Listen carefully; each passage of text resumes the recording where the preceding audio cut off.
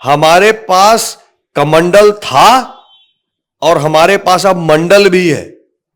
नरेंद्र मोदी कौन है? तेली हैं, ईबीसी हैं बिहार में। उनको 9 साल से प्रधानमंत्री भाजपा ने बना के रखा है। भाजपा को जब बिहार में मौका लगा तो नोनिया समाज की रेणु देवी को उप मुख्यमंत्री बनाने का काम किया। तो ये जो ढोल पीट रहे हैं नीतीश जी और लालू जी, मैं उन बड़े नेताओं से, उन माननीयों से आग्रह करूंगा कि अगर सही में ईबीसी का भला चाहते हैं, जिनकी संख्या 36% बता रहे हैं, तो भाई मुख्यमंत्री और उप मुख्यमंत्री दोनों में से एक पद तो छोड़िए। समाजवाद के नाम पर जाति का विष फैलाकर अपने परिवार की तरक्की करना। अच्छा, सीधी सी बात है। नाम लेते हैं लोहिया और कर्पूरी जी का। शुरुआत की राजनीति की जयप्रकाश नारायण जी के साथ। नारा क्या था? नया समाज बनाएंगे, जातिवाद मिटाएंगे। राजनीति क्या की? यादव वोट बैंक बनाने की, MY समीकरण करने की, ईबीसी बना के सोशल इंजीनियरिंग करने की। यही ना राजनीति की। मंडल कमीशन के तवे पर अपना रोटी सेक कर 33 साल इन लोगों ने बिहार पे राज किया। 33 साल में आप बताइए कि बिहार की तरक्की क्या उस प्रकार से हुई जैसे मध्य प्रदेश की हुई? कायस्थ कौन है? कायस्थ वो है जो संविधान सभा के अध्यक्षता करते हुए राजेंद्र बाबू ने इस देश को संविधान दिया। पटना के ही डॉक्टर सज्जनानंद सिन्हा ने उस संविधान को स्वरूप दिया। जयप्रकाश नारायण ने जब देखा कि संविधान के साथ खिलवाड़ इंदिरा गांधी कर रही हैं, तो देश की राजनीतिक धारा बदलने का काम किया। तो कायस्थ को अपने अस्तित्व पे कोई शंका नहीं है और किसी के जातीय जनगणना के फ्रॉड आंकड़ों से आप हमको कंफ्यूज नहीं कर सकते हैं। 1931 के सेंसस में कायस्थों की संख्या 1.3% थी और उसके उपरांत कायस्थ का परिवार बढ़ा ही है, बच्चे हुए हैं, बच्चों के बच्चे हुए हैं, परिवार फैला है। तो अचानक से संख्या कैसे कम हो जाएगी, ये तो मेरे समझ से बाहर है। कर्पूरी जी ने जब रिजर्वेशन लाया तो उनके पीठ पे कौन खड़े थे? कैलाशपति मिश्र जी खड़े थे। मंडल कमीशन, वीपी सिंह जब देश भर में इसका पहल लिए तो अटल बिहारी वाजपेयी और अडवाणी जी उनके साथ थे। बिहार में नीतीश कुमार जी ने जब जातीय गणना की बात की तो बिहार भाजपा भी उनके साथ खड़ी थी। मैं अगला आपको बताता हूं कि रिजर्वेशन जब भी आएगा, वंचित वर्ग को अधिकार देने की बात जब आएगी, तो भाजपा को उसमें कोई आपत्ति नहीं, भाजपा उसके साथ है। सच्चाई यह है कि 215 जात की गणना हुई, उसमें एक आधा कोई कास्ट छोड़ दीजिए तो सब का सब यही कहेगा कि हमारी संख्या को कम किया गया, हमको इस गणना पे विश्वास नहीं है, या हमारे घर पर कोई नहीं आया। यही 3 आवाज आ रहा है। तो ये फ्रॉड गणना के बारे में हम क्या कहें कि ना भारतीय जनता पार्टी में टिकट का एप्लीकेशन देने की प्रथा है, ना किसी नेता के परिक्रमा करने से टिकट मिलेगा। हमारे यहां टिकट तय करने का काम सेंट्रल इलेक्शन कमेटी करती है, बहुत साइंटिफिक तरीके से करती है, पार्टी के प्राथमिकता को देके करती है, और जिस कार्यकर्ता को जो आदेश मिलता है, जो दायित्व मिलता है, वो पूरे तन्मयता से करता है। Nation first, party second, self last, अर्थात देश हित सर्वोपरि, फिर पार्टी का आदेश और फिर अपने बारे में चिंता। तो पसीना का कुछ कीमत होगा ना ऋतुराज जी। हिंदू समाज को जाति में ना बांटा जाए। हम 82% हैं, एक हैं, भारत माता की जय बोलने वाले हैं। इसको कैसे बंटने से रोका जाए, इसके लिए ऋतुराज सिन्हा हमेशा काम करेगा। 13 करोड़ से अधिक जनसंख्या हमारी है। भारत की 130 करोड़ है, हमारी 13 करोड़ है, यानी कि 10% संख्या बिहारियों की है इस देश में। परंतु वो मेडल तालिका हो एशियन गेम की, उसमें हमारा नामो निशान नहीं है। मतलब 10 करोड़ भारतवासी बिहारी हैं, लेकिन हम में से एक भी कोई मेडल जीतने के नहीं पाया। माइग्रेशन हमारे यहां से हुआ है, हमारे यहां से नौकरी के लिए, पढ़ाई के लिए, इलाज के लिए कितने भारी संख्या में बिहार वासी अन्य प्रदेशों में जाना पड़ता है। हमारे अर्थव्यवस्था को देखिए तो हमारी भागीदारी देश में जनसंख्या के मायने में 10% मैंने बताया, हम्म, पर अर्थव्यवस्था के मायने में देखिएगा तो भारत की जीडीपी 250 लाख करोड़ की है, उसमें बिहार का 6 लाख करोड़ का जीडीपी है, जो 3% बनता है, 3% से भी कम। भाजपा के शीर्ष नेतृत्व से कोई पटना आता है और उनके दाहिने या बाएं तरफ एक आदमी खड़े हुए मिलते हैं। ये पहला परिचय है। दूसरा परिचय ये है कि फेसबुक पर पता नहीं आप लोगों ने ये लिखा होगा कि नहीं कि बाकी राज्यों के खिलाड़ियों ने एशियन मेडल्स में कितना सारा मेडल जीता, लेकिन एक भाजपा के नेता ने लिखा था कि उत्तर प्रदेश से 21 मेडल आए लेकिन बिहार से एक भी नहीं, और उन्होंने नीतीश जी को कोसते हुए बहुत कुछ लिखा था। एक बिहारी होने के नाते हमको ये बड़ा अच्छा लगा। उसके बाद अब अंतिम परिचय, जब बहुत सारे लोगों की भाजपा के संगठन से छुट्टी हो गई, तभी भी एक युवा चेहरा उस नाम से जुड़ा हुआ था, और वो नाम है ऋतुराज सिन्हा का। ऋतुराज सिन्हा के पास अपन बैठे हुए हैं। जब भी कोई नेता आता है ऋतुराज जी शीर्ष नेतृत्व का, तो आप दाहिने बाएं रहते हैं। इसके अलावा कहा जाता है कि जब सब लोग इधर उधर छटका दिए गए, फिर भी एक आदमी अडिग रहा, वो ऋतुराज ही है। तो पहला हम यही जवाब चाहते हैं कि क्या जादू किए हैं आप कि भाजपा वाला पकड़ कर रखा है और जहां जा रहे हैं तो एकदम कस के अपना बात रख रहे हैं। देखिए, ये कहना उचित नहीं होगा। सही रूप से भारतीय जनता पार्टी में दायित्व होता है। पिछले कुछ समय से मैं राष्ट्रीय पदाधिकारी के रूप से मुझे दायित्व मिला हुआ है, तो जो भी केंद्रीय नेता आते हैं, तो एक राष्ट्रीय पदाधिकारी के रूप से आप मुझे मंच पर उनके साथ ऐसा देखते होंगे। मुझसे पहले अन्य लोग राष्ट्रीय पदाधिकारी थे, वो भी उस जगह पे थे, और मेरा पूरा विश्वास है कि इसके बाद भारतीय जनता पार्टी के राष्ट्रीय कार्यकारिणी में बिहार से एक नहीं अनेकों युवाओं को मौका मिलता रहेगा, तो वो आते रहेंगे। इस तरह से इसको देखना चाहिए, इसको मेरे व्यक्ति विशेष के रूप से नहीं देखना चाहिए। नेता का मतलब विजन होता है। पोस्ट आपका एक दिन पहले का आया हुआ है कि बिहार से एक भी मेडल नहीं आया है। फिलहाल में सरकार में तेजस्वी जी हैं, आईपीएल खेल कर आए हैं।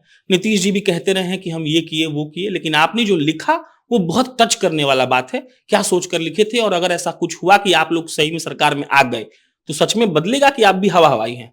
नहीं, देखिए, मुद्दा सिर्फ इतना है कि एक बिहारी के तौर पर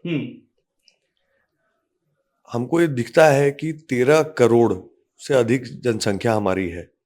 भारत की 130 करोड़ है, हमारी 13 करोड़ है, यानी कि 10% संख्या बिहारियों की है इस देश में। परंतु वो मेडल तालिका हो एशियन गेम की, उसमें हमारा नामो निशान नहीं है। मतलब 10 करोड़ भारतवासी बिहारी हैं, लेकिन हम में से एक भी कोई मेडल जीतने के नहीं पाया। सबसे ज्यादा जो है माइग्रेशन हमारे यहां से हुआ है। हमारे यहां से नौकरी के लिए, पढ़ाई के लिए, इलाज के लिए कितने भारी संख्या में बिहार वासी अन्य प्रदेशों में जाना पड़ता है। हमारे अर्थव्यवस्था को देखिए, तो हमारी भागीदारी देश में जनसंख्या के मायने में 10% मैंने बताया, पर अर्थव्यवस्था के मायने में देखिएगा तो भारत की जीडीपी 250 लाख करोड़ की है, उसमें बिहार का 6 लाख करोड़ का जीडीपी है, जो 3% बनता है, 3% से भी कम। तो देश की 10% जनसंख्या मात्र 2.5-3% के जीडीपी पे जिंदा है। और आगे चल के देख लीजिए, हमारा 2,60,000 करोड़ का बिहार सरकार का बजट है। 2,60,000 करोड़ में मात्र 32,000 करोड़ बिहार स्व अर्जित करता है, खुद निकालता है। बाकी 2,30,000 करोड़ केंद्र को देना पड़ता है बिहार चलाने के लिए। तो किसी भी बिहारी के लिए, किसी युवा के लिए ये चिंता का विषय है। क्या हो रहा है हमारे प्रदेश में? क्या यही हमारा भविष्य है? क्या हम सब अपना घर छोड़ के जाएंगे? चिंता मेरे मन में आती है, मुझे पूरा विश्वास है कि आपके दर्शकों के मन में भी होती ही होगी। अच्छा, ये बताइए कि आप सिर्फ डेटा का बात कर रहे हैं और सरकार कह रही है कि आप लोग 0.60% पे आ गए हैं, तो क्या लगता नहीं है कि कुछ डेवलपमेंट का बात हो जाएगी? क्या बात हो रहा है? देखिए, जाति गणना हुई, टेबल पे बैठ के इन लोगों ने जो है आंकड़े बैठा दिए, है ना।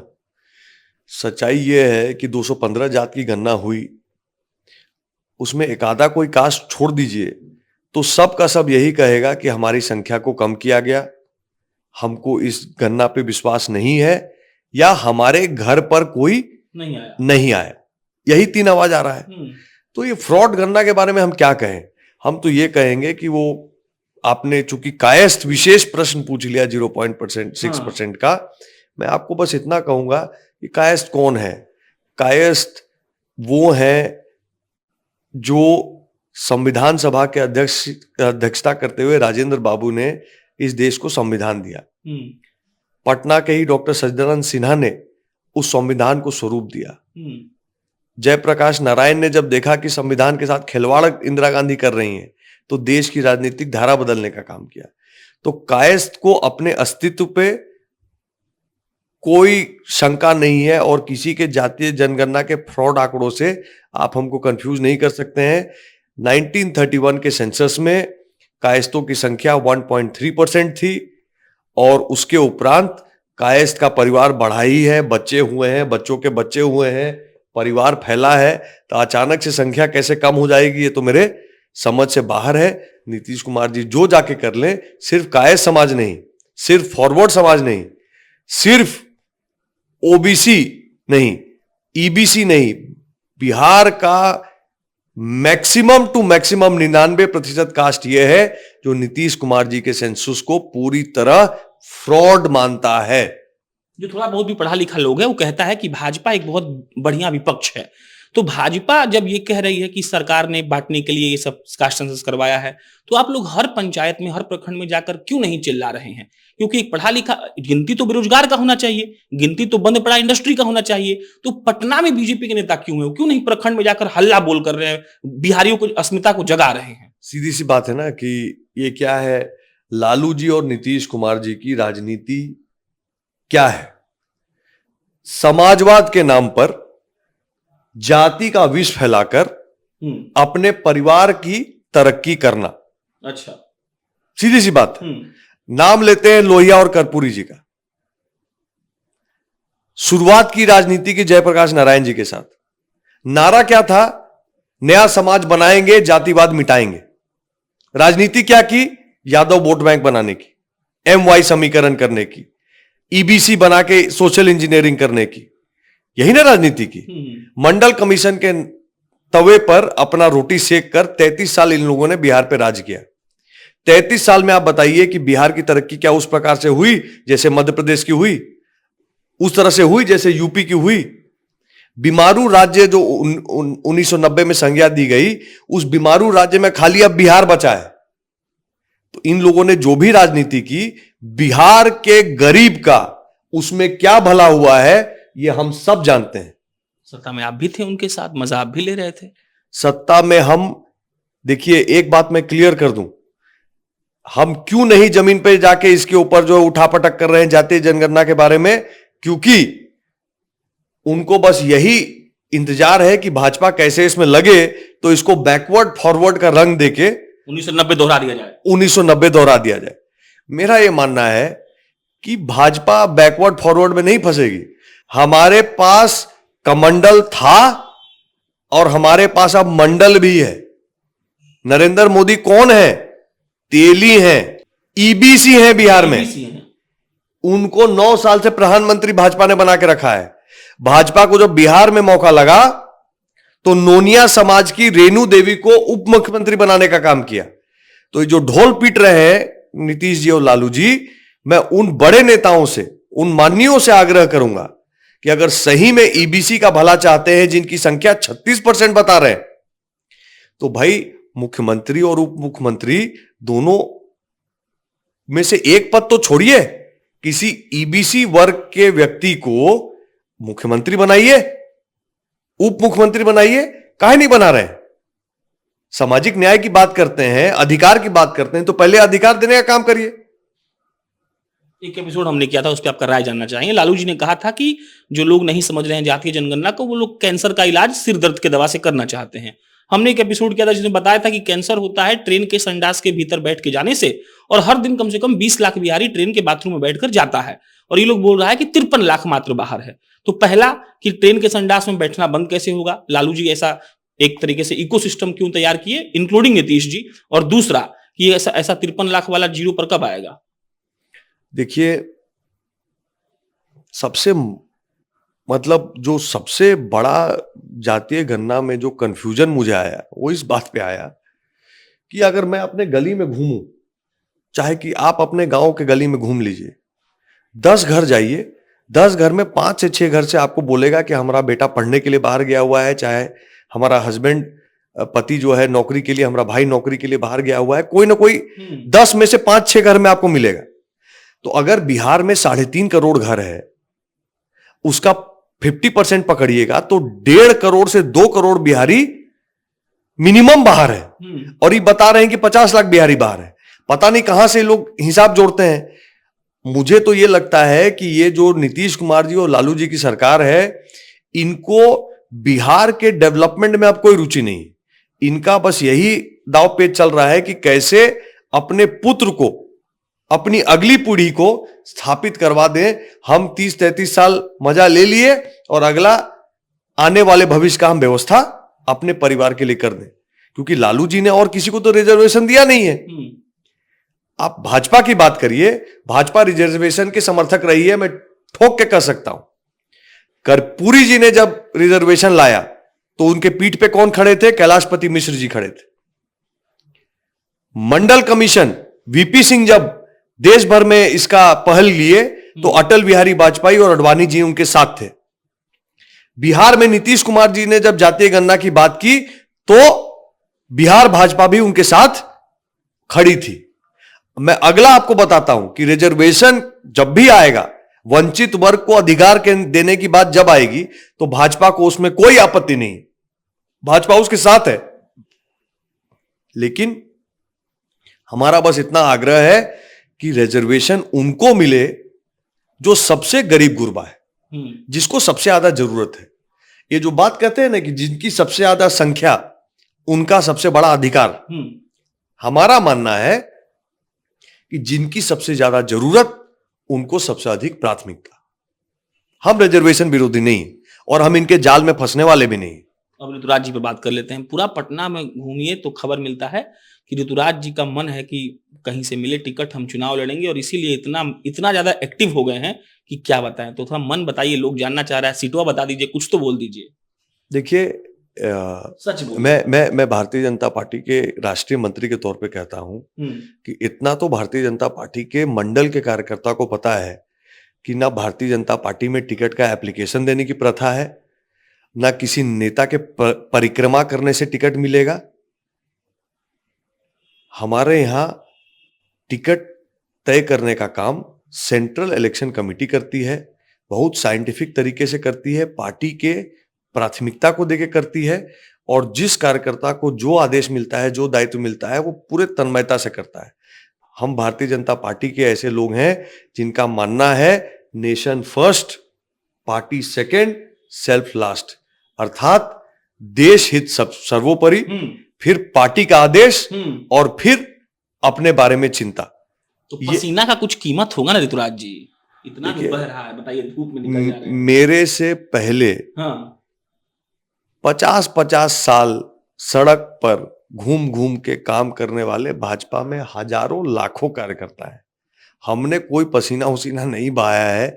भारतीय जनता पार्टी में हमसे ज्यादा वरिष्ठ, हमसे ज्यादा योग्य, हमसे ज्यादा मेहनती अनेकों कार्यकर्ता हैं।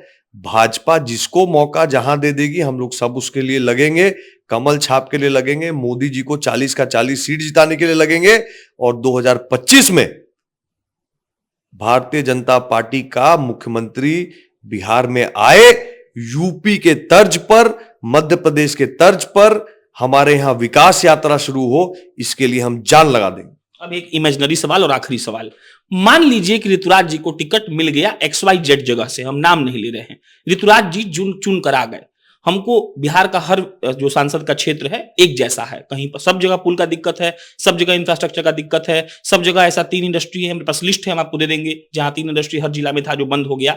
तो ऋतुराज जी मान लीजिए कुछ बन गए तो हमको ऐसा 5 चीज उंगली पर गिनवाइए जो ऋतुराज जी के प्लान में शामिल है। कहा कि इंटेलेक्चुअल और अच्छा पॉलिटिशियंस का बहुत कमी है हमारे बिहार में, तो ऋतुराज जी जो इतने पढ़े लिखे हैं वो क्या 5 चीज गिनवा सकते हैं कि अगर ऐसा मौका पार्टी ने दिया और जनता ने चुन लिया तो वो करके दिखाएंगे?